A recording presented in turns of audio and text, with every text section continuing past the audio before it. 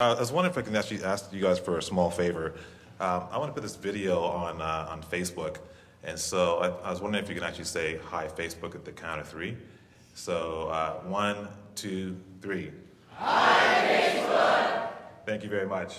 I'm actually working on a deal with Facebook, so you help me close the deal. So appreciate that. So yeah, my name is McLean Greaves, and I'm just going to give you a snapshot of what's happening in new media. I thought the presentations today were great. So there's obviously a broad range of knowledge here. Some of the stuff that I'm going to explain to you, I'm sure you've heard before. And, but there may be some stuff that could be of interest. This document is actually updated as of 7 a.m. this morning, so there hopefully will be some new information for you. So, and also, regarding cell phones, feel free to turn on your ringers. I love ringtones. They're the windows to your soul. So, first of all, I thought I'd start with just an intro, just because there's so many technology gurus out there.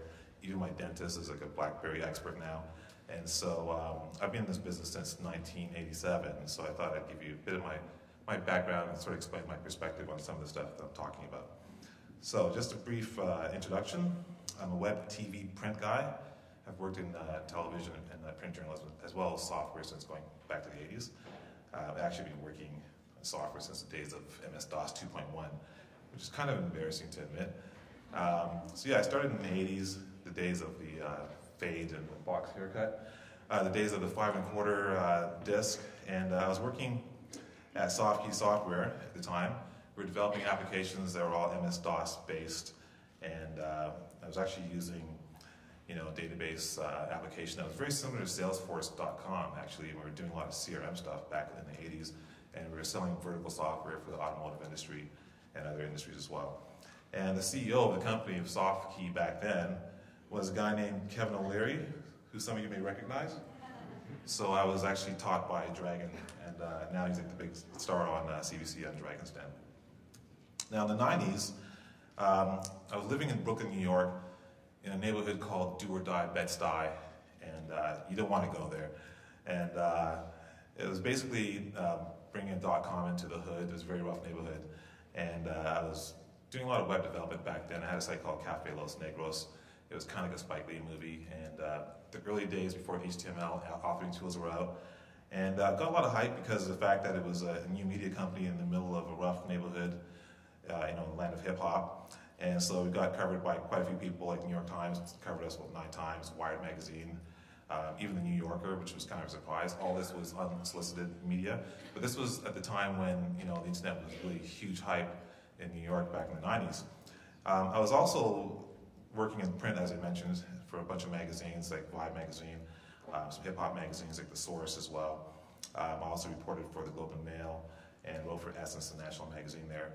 And I was also the associate new media editor at Paper Magazine in downtown Manhattan. Now in 2000, I got into more of a cross-platform television. I was doing reporting while I was in New York, but I moved to Vancouver and developed a TV series there.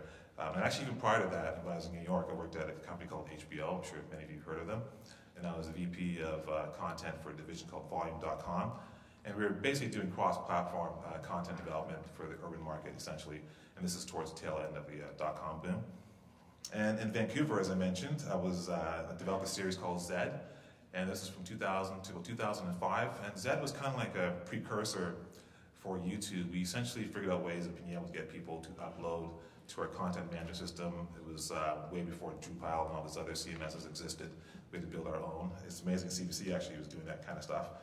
And so we figured out ways of being able to get user-generated content on television, whether it's MP3s or Flash files or short films, the whole 9 yards.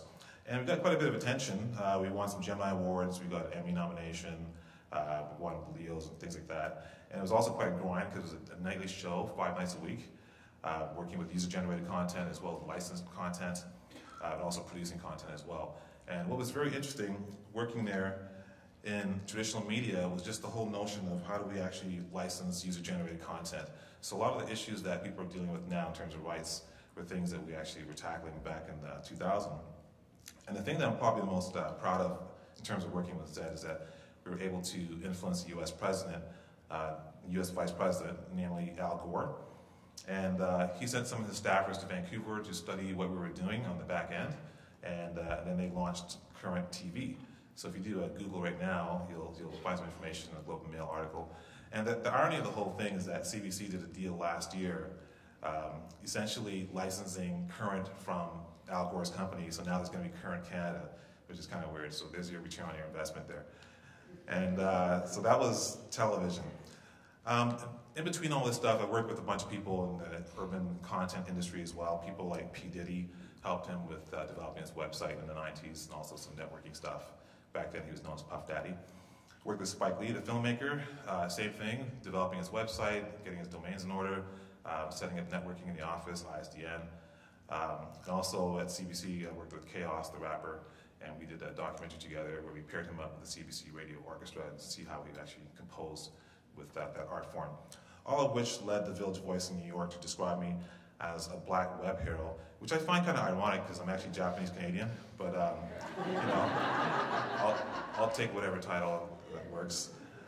But just so you know, I'm not just black web, so to speak. So I've worked with people like Carol Taylor, who used to be the chair at CBC, and she was the finance minister in British Columbia as well. And there's actually a lot of talk of her potentially being a leader of the Liberal Party, and she's a really great person. So I'm basically her new media guru guy. And also Margaret Atwood, who is really quite an amazing person. She's known for her, her writing, but she's actually a really solid technologist. Right now she's working on a thing called the Long Pen, and it's what I would describe as a 5D signature, because essentially it's a way of having a very secure way of signing legal documents that measures your velocity, measures timestamp, there's video, there's a whole bunch of elements that make it extremely secure. And she also has the attention of a lot of other technologists as well. Jack Dorsey from Twitter, for instance, just flew to Toronto to meet with her because he's doing some interesting stuff with e-commerce using smartphones. And so she's a really amazing person and a really solid technologist. And then right now I'm working with this gentleman, who some of you may know, Moses Neimer. He is the guy who brought or created Much Music, City TV in Toronto. He's also the guy who created the first user-generated TV series that I can think of, which is Speaker's Corner, which launched a lot of careers like Bare Naked Ladies, for instance. And so right now he's got a company called Zoomer Media, and I'm the vice president of interactive content. My job is to develop the internet strategy to execute that involves managing IT, web development, ad operations, the whole nine pretty much. So just a very quick snapshot.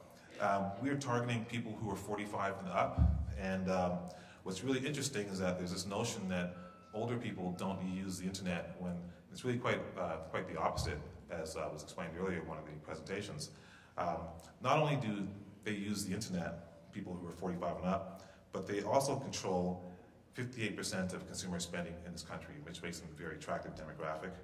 And if you look at someone like Susan Boyle, whose album was released recently, it debuted with 750,000 units sold. And that was driven primarily by boomers who buy CDs as opposed to downloading torrents and the entire discographies.